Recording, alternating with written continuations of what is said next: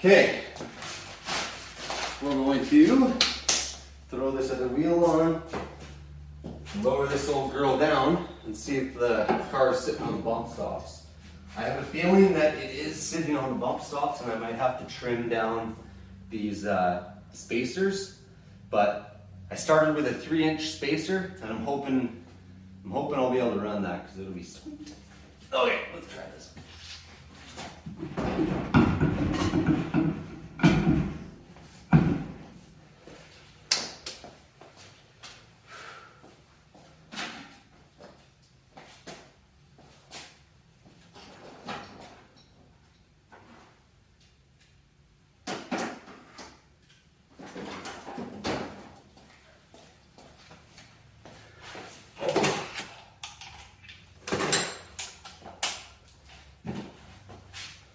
And you'll have to forgive me. I have only 4 lug nuts for this side, so I gotta go get an extra lug nut. The one lug nut is MIA because I lost an actual stud. So at that same point, I think I lost a lug nut. It was before I put these new wheels on.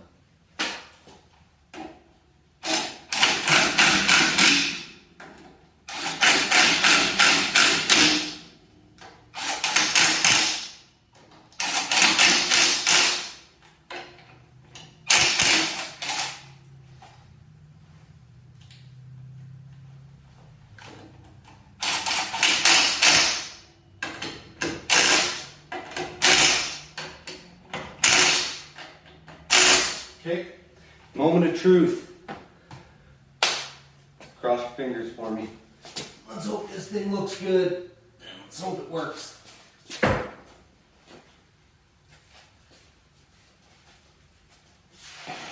It's already sitting way lower on the front, and it's not even sitting on the suspension yet. So I don't know how well this is gonna work. I think I started out with too big of a drop. Let's see.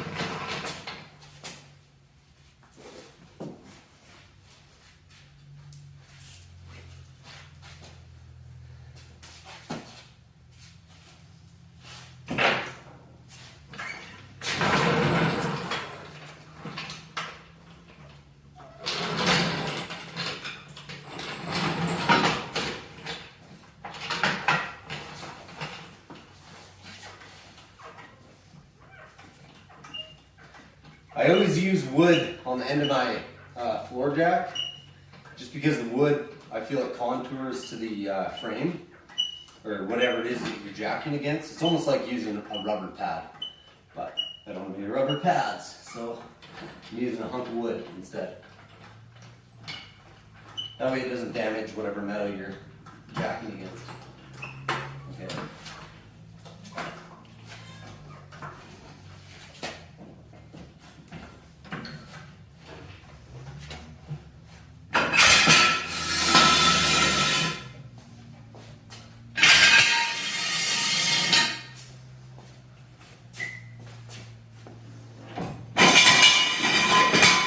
Never be too safe with too many jacks.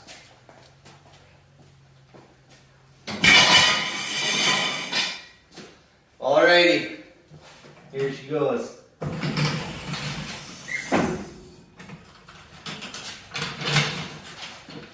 Oh, fuck. Can't get the jack.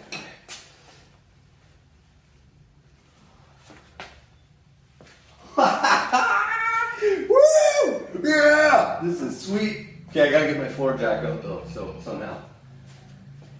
I'll show you one method I have of getting a stuck floor jack. Bubble jack.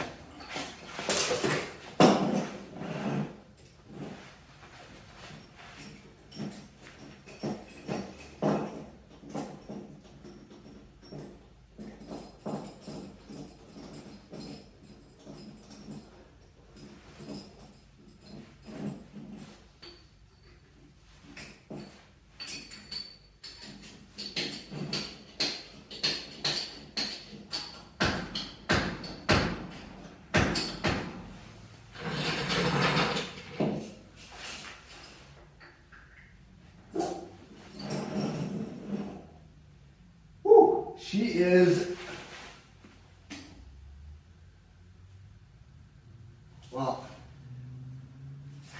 this old girl is literally riding on the bump stops. So that is not good. That is going to be a rough ride.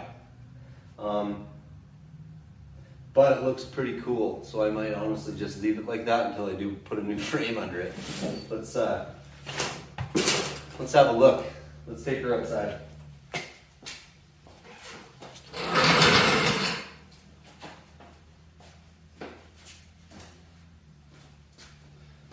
First, I need to torque these wheels.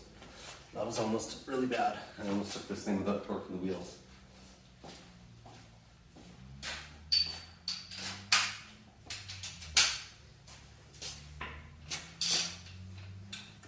Set it to 90 foot-pounds.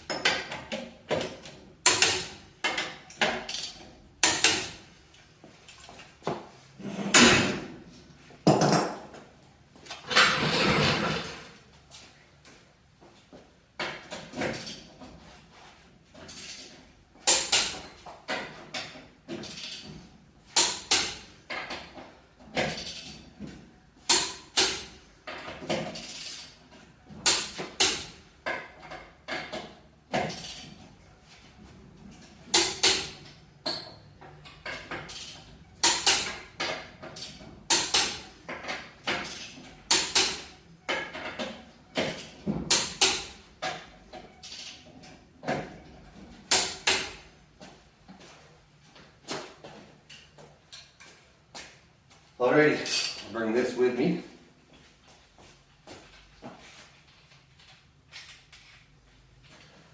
And I will bring you with me.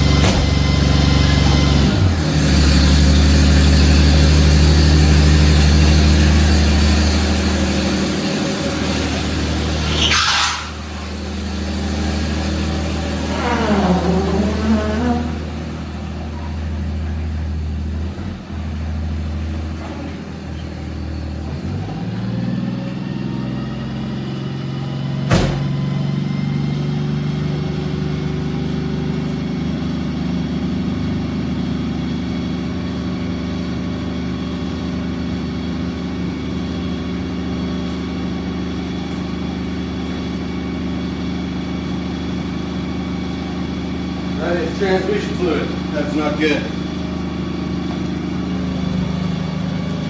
So, every single time I drive this car, there's a new issue. But here, let's have a look at this. See how sweet it looks. It does look way better.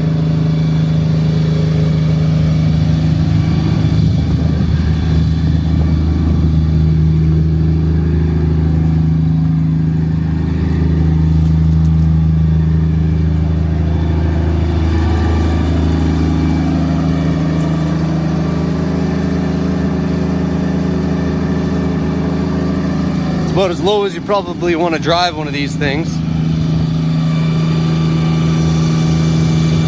That sound that you can hear is actually the that's the generator that's whining.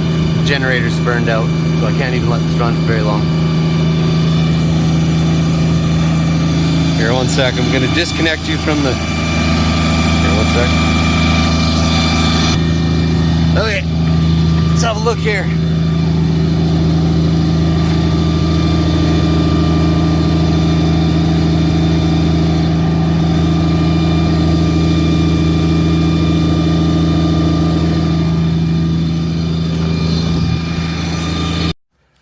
Okay, so what I have learned while lowering this 54 Pontiac. So first off, this is a 54 Laurentian, so it sits on a 54 Bel-Air frame. It's the same width, same length, everything, all the same mounts, all the same mechanical parts. So the only thing that's different about this car and a Bel-Air would be the aesthetic trim, the grille, the interior. Really, that's about it. Oh, and the powertrain, of course. It has a 239 Pontiac flathead. So, what I learned that I have literally dropped this thing as much as I absolutely could on stock components. So it has a stock front end, a stock rear end, and it has stock size tires, stock size wheels. So it has a 3-inch block in the rear, and it has a 3-inch stepped control arm in the front. So that maintains all the same suspension components. Same spring rate in the front, same feel in the back. I did not cut the bump stops in the back, so you do feel it hit. I cut the bump stops in the front, but that didn't do a thing because it's literally sitting on the bump stops.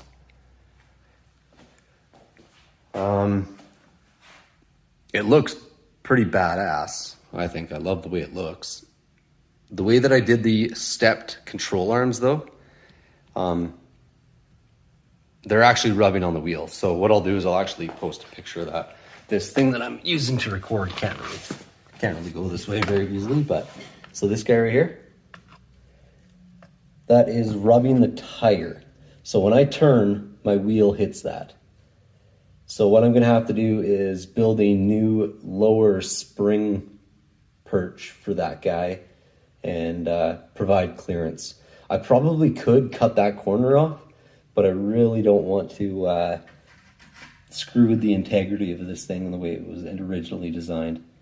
So what I'm thinking is I will design a new piece that is just as strong, but provides clearance. Okay.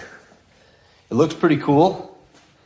I'll post some pictures on the actual heights that I was able to get out of this guy. So here, I'll grab a tape measure right now. So here, let's check this out. Let's do a little, let's do some measuring. So, 3-inch drop in the front, 3-inch in the rear. The fender flare, or the fender well, is 22 and 5/8 off the ground. 22 and 5/8. These are 215 75/15 tires. All the stock brakes and everything. Let's see this guy here. 6 inches right here at the rocker. 7 inches at the rear. So this car normally does have a rake. Here's an interesting measurement. 35 3/4 to the lock. Pardon me. Let's measure the bumper here. 9 inches to the bottom of the bumper. So you have lots of clearance. So if you're gonna put a new frame in, a 3-inch drop is pretty sweet. This car looks pretty good as is. That's a pretty good running height, I think. Just driving in my garage, you saw that when I was backing out, scraped the shit out of the frame. I'm not sure what that is that's scraping. I think it's actually 2 of the bolts that hold some of the subframe in. So that is not good. I'll give you a little walk around on this old girl if you want. Those are Coker wide whites. And these are quick and easy roof racks. So these are original quick and easy. These are from the 50s, I believe. Got those on a local buy and sell. I put a spacer, an aluminum spacer between the rear because this roof has a normal rake to it. See that? Slowly goes down towards the rear. And I wanted these to be level when I put wood across them. So here, let's check this out. Let's put a level on this.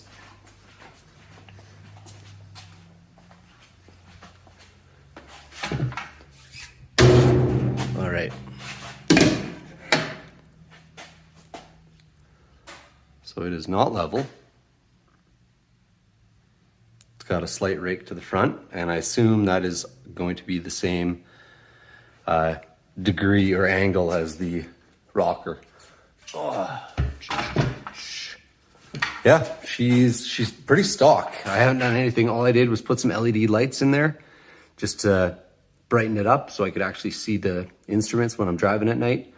I got a refurbished radio. A local guy installed an auxiliary input for me. So I'm able to connect Bluetooth or just plug it straight into my phone.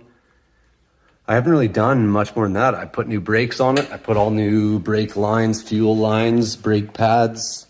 It's got the original powertrain.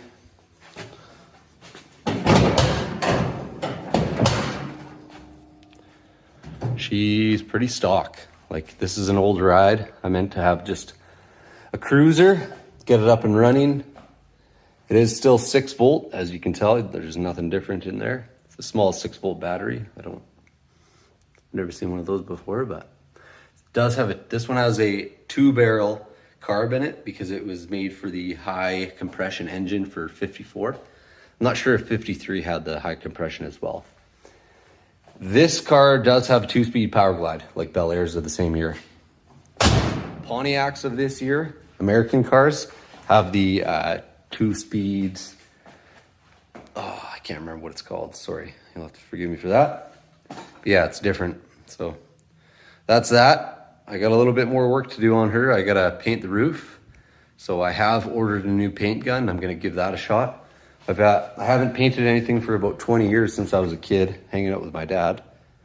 But I'm gonna give her a whirl, and then once she's all done, I'm going to move on to this beauty of a truck. She deserves lots of attention because so far I have put way too much money into this, a lot of time. I've straightened out all the body panels. I do need to fix the firewall because I dropped the cab off the rotisserie and smashed it, so I have to repair that, but that's kind of making me not want to work on it. Eventually I'll get to it.